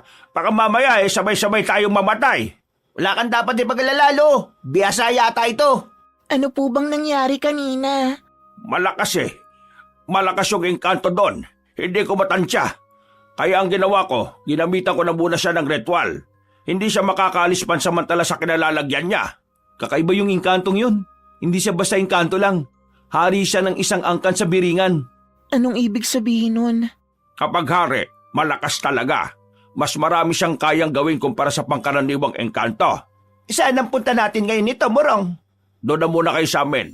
Huwag kayong mag-alala. Hindi makakalapit doon ang engkanto. Balwarte ko yun eh.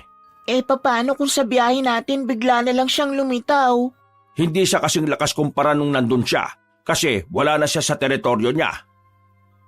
Bumuntong hininga na lamang ang babaeng si Bea. Naramdaman na naman niya ang malakas na pagsipa ng kanyang anak sa tiyan niya. Halos mamilipit siya sa sakit. Pero hindi na niya naramdaman yon nang maramdaman nilang may kumakalubog sa ibabaw ng van. Tiningnan ni Nathaniel ang langis ng lana. Malakas ang kulo nito. Isang indikasyon lamang na ang aswang na kanilang hinahanap ay nasa bubungan. Webeng, bilisan mo! Sabay magpreno ka ha! Yun lang pala eh.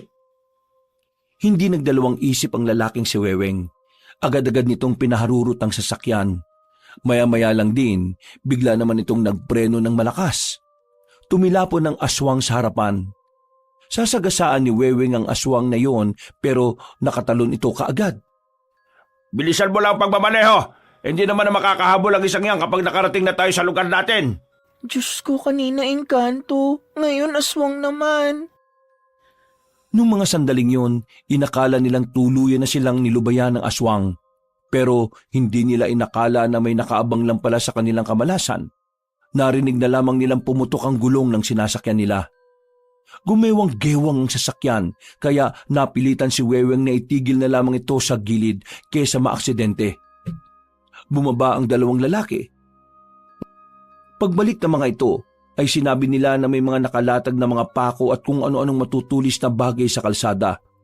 Isang indikasyon lamang yon na maaaring sinadya ng mga aswang ang sandaling yon. Sa puntong ito, mas lalong lumakas naman ang kaba ng dalawang buntis, lalong-lalo na si Bea, na sa mga sandaling yon ay nararamdaman na ang pagsipa ng kanyang anak sa sinapupunan. Tila ba pati ang sanggol ay natatakot sa mga nangyayari. Huwag kayong lalabas dito. Manay, kahit na anong mangyari, manatili lang kayo rito ha. Naintindihan niyo ba ako? Oo, dito lang kami. Hindi kami lalabas dito. Pero mag-iingat kayo dyan. Lumabas ng sasakyan ng matandang lalaki. Tiningnan ng tatlo ang buong paligid. Napansin nga nilang tila pinlano ng aswang ang bagay na yon.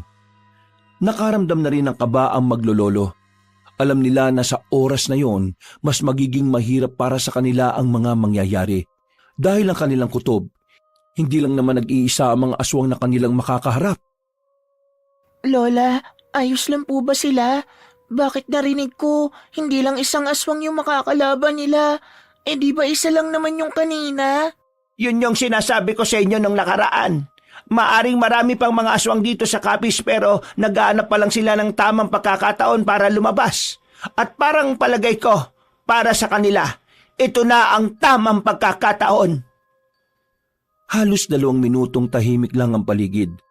Ang tanging maririnig lamang nila ay ang mga kuliglig sa paligid. Mga ilang sandali lang, nakita na rin nilang may mga aswang nang lumabas mula sa likuran ng nagtataasang puno. Mababangis ang angil na mga yon, mga tila gutom na gutom. Mga aswang, ihanda niyo mga sarili ninyo. Ito na naman tayo. Kayang-kaya natin to.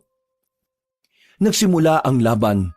Biyasa naman na ang maglololo kaya kahit na papaano ay hindi naman sila nalalagay sa alanganing sitwasyon. Kayang-kaya nilang palagaan ng mga aswang kahit itak lang ang kanilang gamit. Sa katunayan, tila ba ginagawa lang nilang sisiw ang mga nakakaharap nila. Samantala, napasigaw naman sila Bea sa loob ng sasakyan na may magtangka sa kanilang buhay. 2 aswang ang nakalapit doon. Pilit na binubuksan ang pinto. Pilit na binabasag ang salamin.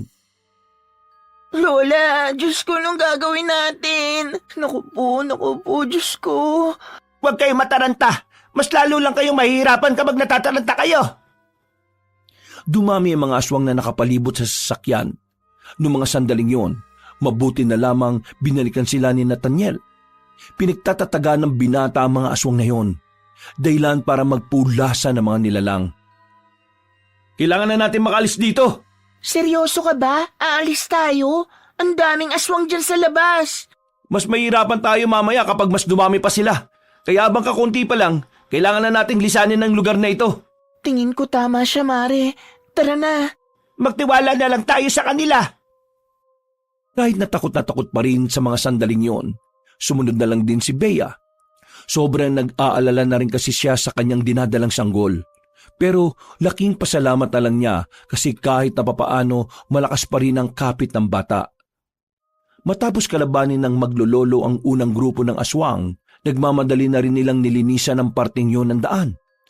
Naglalakad lang sila ng mabilis habang nasa kalsada sila. Habang tinatahak nila ang daan, bigla namang nanakit ang tiyan ni Mirna. Bakit? Manganganak ka na ba? Hindi ko alam, parang namumulikat, ewan ko. Ang sakit.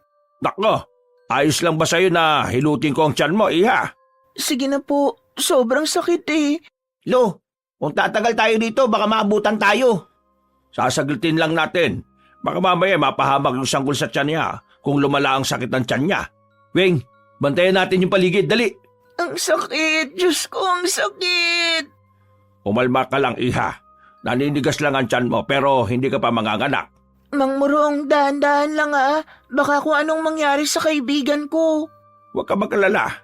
Kawain ko rin naman to eh. Kasama ito sa pag-aalbularyo ko. Habang inihilot ni Mang Morong ang tiyan ng babaeng si Mirna, bigla na lamang silang nakarinig ng mga angil na nanggagaling sa kagubatan. Lalong nataranta si Mirna. Huwag mo silang intindihin. Kailangan mong kumalma. Mas tumitigas ang tiyan mo kapag masyado kang tensyonado eh. Sige na, iha. Isipin mo ang anak mo. Kumalma ka. Maging relax ka. Kahit na nararamdaman na nilang papalapit na ng papalapit ang mga aswang, pinilit na lamang din ni Mirna na ikalma ang kanyang sarili. Nang mawala na rin ng bahagya ang sakit ng kanyang tiyan, ay binuhat na ito ni Weweng at nagtago sila sa likuran ng halamanan. Weweng, bantayan mo silang tatlo ha. Kami nang bahala ni Tanyel sa mga aswang. Kapilo! Ilang sandali lang, nakita nilang dumating na rin ang mga aswang. Hindi nagdalawang isip pa ang maglolong Murong at Nathaniel. Lumabas na rin sila sa kanilang pinagtataguan. Sa puntong yon, nakausap na rin nila ang lalaking aswang. Ang lalaking tila pinuno ng mga aswang na yon. Huwag kayo makialam dito! Hindi kayo kasali rito! Ano pinagsasabi mong hindi kasali? Kontra na kami sa inyo kahit na hindi pa namin sila kilala. Kaya kasali kami rito. Kung ayaw niyong mapahamak, hayaan niyo makuha ko yung 2 buntis. Umalis kayo sa daraanan ko. Sa tingin mo, haharap kami rito kung takot kaming mapahamak, iho. Huwag mo akong tinatawag na iho. Hindi ako bata. Tignan mo, ako ang pinuno nila, oh. Wala akong pakalam kung sino pa ang pinuno ninyo. Basta ngayong gabi, tutugisin namin kayo. Kakampi niyo ba ang inkantong nasa bahay nila? Sinasabi ko na nga ba pinagtutulungan niyo ako Kakampi, pareho lang kayong kampo ng kadiliman Kaya bakit kami kakampi sa inyo? Pareho namin kayong papaslangin ang hindi na kayo makapanggulo pa ng ibang tao. Hoy, tanda! Sinasabi ko sa'yo, umalis ka sa daraanan ko. Huwag ka nang makialam. Baka rayubahin ka pa. Kabisado ko na ang ugali ng mga aswang na madadaldal. Ang mga kagaya mong matalak, mahihina. Yung mga sinasabi mo, kami dapat ang nagsasabi niyan Kung ayaw mong mawala sa mundong ito, umalis ka na sa daraanan namin. Masyado ko'y matatapang Akala niyo siguro siya mambuhay niyo Pwes, wala akong pakialam. Mamamatay kayo ngayong gabi. Nung mga sandaling yon, ay nakita na lamang nilang nagbabago na ang anyo ng lalaki. Sa puntong ito naman, inilabas na rin ni Nathaniel ang anting-anting nito na kumikinang. Biglang nagliwanag ang buong paligid. Bagay na ikinamangha ng babaeng si Bea. Para kay Bea, sobrang cool na makita ang lalaking si Nathaniel na hawak ang anting-anting. Dahil dito, naniniwala na siya na may mga kapangyarihan nga ang sinasabi na maglolo na anting-anting. Lumusob ang mga aswang. Pagagupit pa lamang ni Nathaniel ng itak, malakas na hangin agad ang nalikha nito. Talsikan ng mga aswang. Sa ikalawang paglusob ng mga nilalang, si Mang Murong naman ang gumawa ng hakbang. Naglabas ito ng plauta. Nang patugtugin ito na matanda, tila na nakitang tenga ng mga kalaban nila. Dahilan para makakuha ng tamang pagkakataon si Nathaniel na tapusin ang mga yon. Dahil sa anting-anting, mabilis ang pagkilos na nagawa ng binata. Hindi na namalayan ng mga aswang ang kanyang galaw. Pinagpapapaslang niya ang mga aswang gamit ang kanyang nagliliwanag na itak. Wala pang 5 minuto, nakabulagta na ang mga yon. Lola, bakit ganun yung itak niya? Ano nangyayari dun? Ako na ang sasagot. Ang itak ni Nathaniel ay konektado sa anting-anting na suot niya. Ibig sabihin, yung kapangyarihan ng anting-anting ay nagpupunta rin sa itak. Ang itak na yun may kakaibang lakas, talas at gaan, na kapag hinagupit ng nagmamay-ari, kakaibang puwersa din ang nagagawa. Grabe, hindi ko inakalang totoo rin pala ang mga anting-anting na yan. Naniniwala na nga kayo sa engkanto sa anting-anting ngayon lang. Sabay-sabay silang napalingon nang marinig nila ang malakas na angil ng aswang. Naglalaway niya ito na parabang asong nababaliw. Hinandaan na rin ni Nathaniel at Mang Murong ang kanilang sarili. Hindi nila mamalitin ng kalaban nila dahil alam nila na ang mga aswang ay may kakaibaring lakas. Sige, bigyan niyo ako ng magandang laban bago ko makuha ang 2 buntis na yon. Mangarap ka ng tulog! Gumapang na mabilis ang aswang. Tumatawa-tawa pa ito na parabang masayang-masaya ito sa nangyayari. Pagkalmot nito kay Mang Murong, tinamaan ang matanda sa braso. Mabuti na lamang ay mabilis din si Nathaniel kaya nakatugon agad ito. Hinagupit niya ang aswang ng kanyang itak. Sa bilis ng kanyang kilos ay hindi na nakailag pa ang kanilang kalaban. Tinamaan na niya yon sa balikat, pero parang hindi naman yon ininda ng aswang. Patuloy pa rin ito sa pag-atake. Hanggang sa tuluyan nang tinamaan si Nathaniel at mabuti na lang din ay daplis lang ito. Ano? Kinakabahan na ba kayo? Bakit parang bumabagal kayong dalawa? Kasi meron na kayong tama. Mahihinang nila lang. Umaaray kagad sa maliit na sugat. Ay naku, ang dami mong daldal. Tingnan natin kung kakayanin mo itong gagawin namin. Masyado nang madaldal ang isang ito eh. Oras na para tapusin natin ang buhay ng isang ito at nang makapagpahinga na rin siya. Sabay na ginamit na maglolo ang kanilang anting-anting. Nagkaroon na naman ng liwanag na siyang sumilaw sa aswang. Sa mga pagkakataong ito, nakita ng aswang ang biglang pag-ikot ng paningin nito. Ano nangyayari sa akin? Ano ginawa niyo sa akin? Kapag pinagsama ang anting-anting naming dalawa, makakabuo ito ng isang ilusyon na talagang mag-aalis sa iyo sa katinoan. Sa paningin mo, marami kang katapat at kalaban. Iisipin mo rin na kami ang pinakamalakas. Kaya umanda ka na, aswang, dahil ang taktika na ito ay para talaga sa mga aswang na kagaya mo. Hindi makagalaw ng maayos ang aswang. Gegewang-gewang ito. Tutumba-tumba rin kapag sinusubukan makatayo. Paglapit ni Nathaniel sa aswang, agad niya itong hiniwa ng malakas sa dibdib. Itatarak na sana niya ang itak nang biglang makaramdam sila ng kakaiba. Lo, anong nangyayari? Bakit parang ang bigat-bigat ang pakiramdam ko? Yung kamay ko, hindi ko maigalaw na maayos. Nandito na siya. Napalingon silang lahat sa puno ng mangga na nasa gilid. May tila portal na nagbukas doon at iniluwa ang matandang engkanto. Nagliliwanag din ang buo nitong katawan. Sa mga pagkakataong ito, tila nanginginig na ang buong katawan ng maglolo. Ramdam na ramdam nila ang galit ng engkantong matanda. Diyos ko, Bea, ayun na yung engkanto. Huwag kayo maingay. Doon siya lumabas. Ibig sabihin, hindi niya alam kung nasaan kayo. Manahimik kayo. Pinakinggan na lamang nila ang sinabi ng lalaking si Weweng. Itinuon nila ang atensyon sa labanan. Nakita nilang tila nasa alanganing kalagayan na si Mang Morong at Nathaniel. Kahit na gustong-gusto nilang makatulong, wala rin silang magawa. Nasaan na ang dalawang buntis? Nasaan niyo sila dinala? Kailangan ko ang kanilang anak. Ibigay niyo sila sa akin. Hindi namin ibibigay sa inyo ang dalawang yon. Kung gusto niyo makuha ang gusto niyo, patayin niyo muna kami. Hoy, Engkanto! Makinig ka! Yang dalawang yan ang kalaban natin dito ha. Kung hindi dahil sa kanila, nasa atin na sana yung dalawang buntis. Bakit hindi na lang tayo magkampi? Pagtulungan natin silang dalawa. Hindi nila tayo kakayanin kapag nagsama tayo. At bakit naman ako makikipagtulungan sa iyo kung hahatian mo naman ako sa kailangan ka? Mag-isip ka!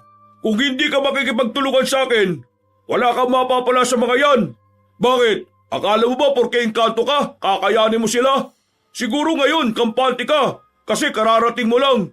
Pero huwag kang maging kampante sa dalawang yan, lalong-lalo na yung matandang yan. May sa demonyo yan eh. Kahit ikaw na engkanto, kayang-kaya niyang burahin sa mundo. Kahit ngayon pa. Kaya magtulungan tayo. Maghati na lang tayo sa kanila. Sa'yo yung isa, akin yung isa. Total, pareho naman tayo ng gusto mangyari. Tingin mo susunod niya sa kasunduan? Engkanto ka, dapat matalino ka. Dapat alam mo na ang mga aswang ay hindi mapagkakatiwalaan kahit na kailan. Kapag natalo nyo kami, malamang sa malamang tatraidorin ka ng isang yan. Kaya huwag kang makinig dyan. Kung gusto mong makuha ang mga buntis, solohin mo lahat. Pero bago yon, talunin nyo muna kami. Hoy, matandang albularyo! Pwede bang manahimik ka? Walang kwentang lumalabas dyan sa bibig mo eh. Ikaw namang engkanto, huwag kang maniwala dyan. Mas mapanlin lang ang mga tao kahit na kailan. Manluloko sila. Tingnan mo nga yung lipunan nila. Ang daming babaero at manluloko. Ang daming magnanakaw. Ang daming kurakot. Lahat ng mga yan manluloko. Kaya paano ka maniniwala sa sinasabi niya kung una pa lang manluloko naman talaga ang tao? Kumampi ka na sa akin. Mas madali natin makukuha ang gusto natin. Kung kakampi ka sa kanya, lugi ka.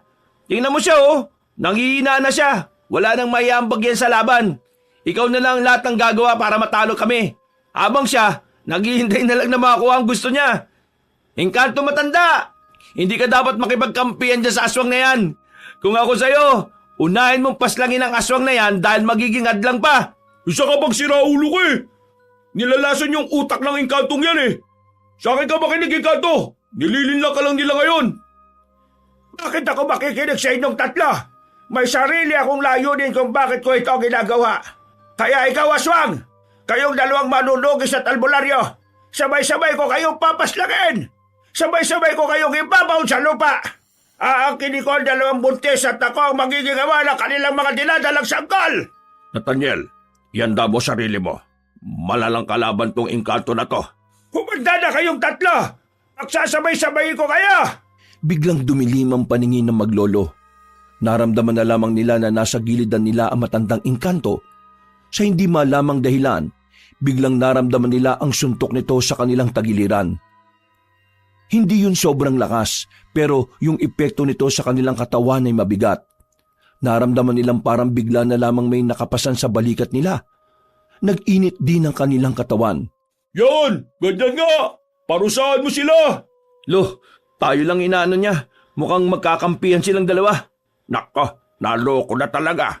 Kayong dalawa ang pinakamahirap kong kalaban. Kayo ang mas kailangan kong iligpit dahil mas marami kayong alam kung paano ako pipigilan. Dinakma na matandang engkanto ang kwelyo ni Mang Morong. Inangat ito sa ere. Pagsuntok nito sa sikmura ni Mang Morong ay namilipit ang matanda sa sobrang sakit. Padabog itong ibinagsak sa lapag. Si Nathaniel naman ang pinagbuntungan ng engkanto. Sinakal ito at itinaas din sa ere. Naramdaman na lamang ni Nathaniel ang kakaibang init sa kanyang liig.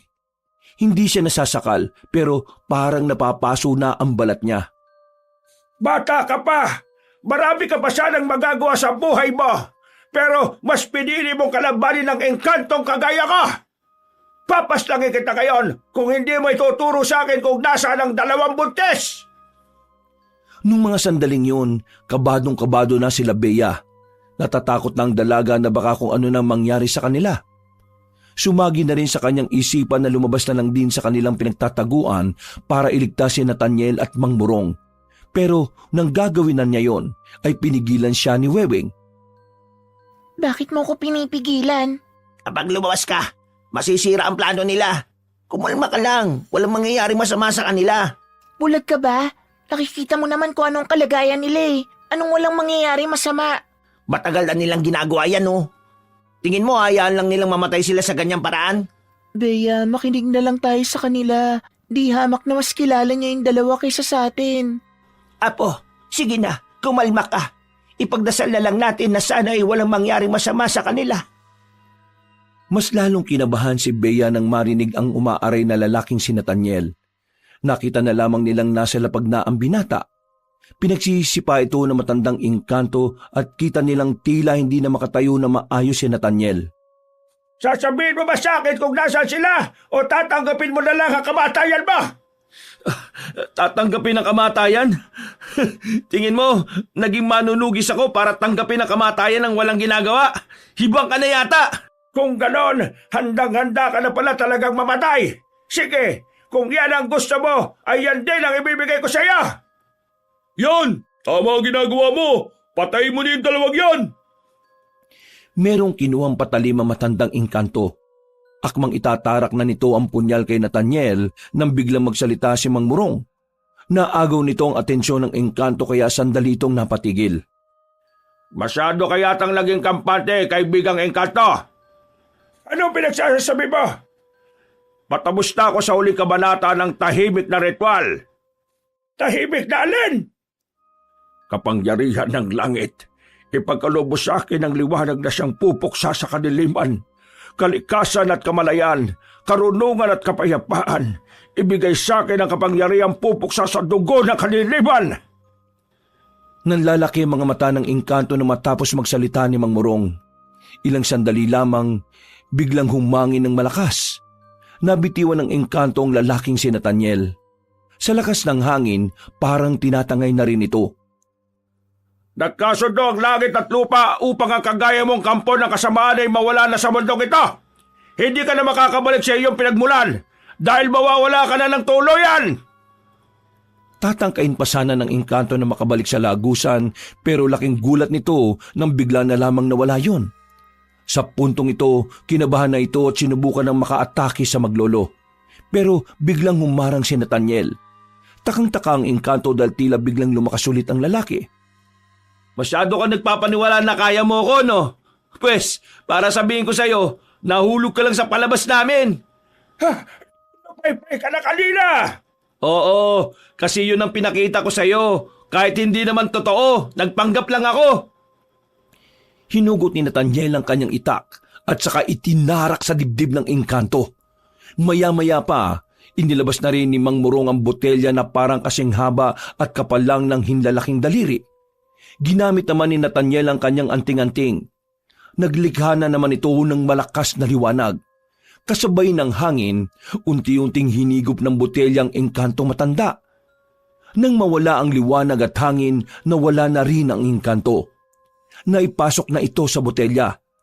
Inilipag ni Mang Murong ang botelya sa lapag at saka inapakan para basagin. Engkanto ka lang! Anak kami ng liwanag! Nagawa natin, Lo. Magaling! Mahusay ka po! Pero nawala yung aswang. Nakatakas siya. Kailangan ko siyang hanapin. Huwag na muna. Mas kailangan natin makapagpahinga, lalong-lalo na ang 2 buntis na kasama natin. Nang masigurong wala ng panganib, lumabas na rin sila Bea at nilapitan na maglolo.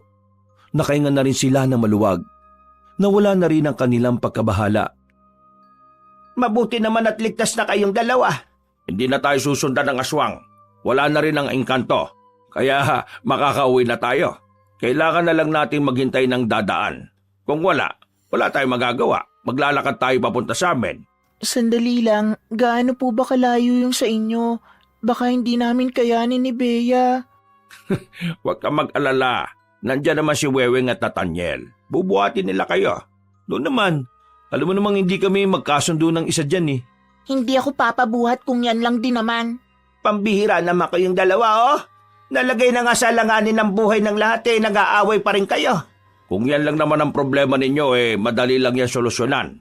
Weweng, ikaw ang magbuhat dito kay Bea. At ikaw naman, Nathaniel, ikaw dito sa isang buntis. Sige na, wala na tayong magagawa. Tiisin nyo na lang ang isa't isa. Ipasan nyo na ang 2 buntis na yan at nang tayo lalarga na. Sinimulan na nila ang paglalakad. Sa loob ng halos 15 minutong paglalakad nila ay meron na rin silang nasakyang truck. Madaling araw na nang makarating na rin sila sa bahay nila Mang Murong. Nang mga sandaling ito ay nakampante na rin ang kalooban ni Bea. Pasensya na at hindi kalakihan ang bahay namin ha. Pero yung isang silid sa taas, yun na lang ang gamitin yung 3 dahil mas malawak yon. Wag mo muna kaming intindihin. Si Weweng na lang ang bahala sa amin. Kayong dalawa gamutin nyo muna yung mga sugat ninyo at baka ma-infection pa yan. Maya-maya lang din, nagtungo na rin sila sa kanilang kwarto. Ginhawa ang kanilang naramdaman nang sa wakas ay makahiga na rin sila. Hinihimas ng 2 buntis ang kanilang tiyan. Sa lahat ng nangyari, humahanga sila sa anak nila dahil kahit nakakaunti, hindi nagparamdam ng pagbitaw ang 2 sanggol. Para kay Bea, isang malaking himala ang nangyayari. Kung ibang buntis ang nasa kalagayan nila, marahil nawala na ang anak nito. Mauna na ako matulog sa inyo, ha? Masakit na naman kasi ang ulo ko Nung nakaraan pa ako walang maayos na tulog. Huwag na kayong papaabot ng umaga. Stress na kayong dalawa. Baka mamaya makaapekto na yan sa anak ninyo. Sige po, La. Maya-maya matutulog na rin naman kami ni Mirna. Papaantok lang po kami. At saka mahihirapan din po kasi kaming matulog tuwing pipikit kami. Pakiramdam namin bigla na lang may aswang nalalabas Hindi dinadalaw ng antok ang 2 buntis ng mga sandaling yon.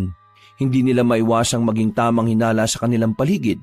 Bawat mga kaluskos na maririnig nila, iniisip nilang baka aswang yon. Saan ka pupunta? Ba't babangon ka pa? Akala ko matutulog na. Natatai ako, Mirna. Pwede bang tumae rito sa higaan? Sige na, umalis ka na. Nagmamadali silang lumabas. Buti na lang ay nakasalubong niya si Nathaniel. Kahit na medyo inis siya sa lalaki, ay nagpasama na lang siya rito. Malapit nang matapos ang babae nang makarinig siya ng kalabog sa labas. Nandito yung aswang! Naalarma ang babae. Dali-dali siyang naghugas ng kanyang puwet. Paglabas niya, nakita niya si Nathaniel na nakaupo na habang hawak-hawak ang tagiliran. May tumutulong dugo roon. Napatingin naman sa kanya ang aswang. Akmang tatakbo na siya papalapit kay Nathaniel nang biglang humarang ang nilalang. Naglalaway ito habang nakatingin sa kanyang tiyan. Saan ka pupunta ha? Sa akin ka lang. Kung hindi ka mapupunta sa engkanto, ako na lang makikinabang sa'yo. Ang pangit mo! Sana kinain ka na lang ng pating sa barko! Akmang dadakmay na ng aswang ang babaeng si Bea nang biglang dumating na si Mang Morong. Gamit ang kutsilyo, pinukol na matanda ang patalim patungo sa kinaroroonan ng aswang. Tinamaan yon sa bandang leeg. Dahilan para mawalan ito sa wisyo. Hindi naman sinayang ni Bea ang pagkakataon. Kinuha niya ang balde sa gilid at pinalo sa mukha ng nilalang. Hindi pa ito nakontento. Isinaklob ng babae ang balde sa ulo nito at saka tinulak ng malakas. Nang matumba ang aswang ay dali-dali namang lumapit si Mang Morong. Dala-dala ang itak, itinarak nito ang patalim sa dibdib ng aswang. Sa puntong ito, unti-unti nang nalagutan ng hininga ang lalaki. Napahawak naman sa dibdib ang babaeng si Bea sa mga sandaling yon. Buong akala niya ay katapusan na nilang mag-ina. Mang Morong, sigurado bang patay na ang aswang na yan? Oo, patay na ang aswang na to. Wala na kayong dapat pang ikabahala. Diyos ko, buti naman at wala na ang kinatatakutan natin. Nathaniel, apo, ayos ka lang ba? Hindi ako makatayo. Sobrang kirot ng ginawa niyang kalmot. Mukhang malalim. Weweng, buhatin mo ito. Tatahiin ko sa loob. Tatayin? Ikaw ang gagawa? Hindi ba natin pwedeng dalhin sa ospital?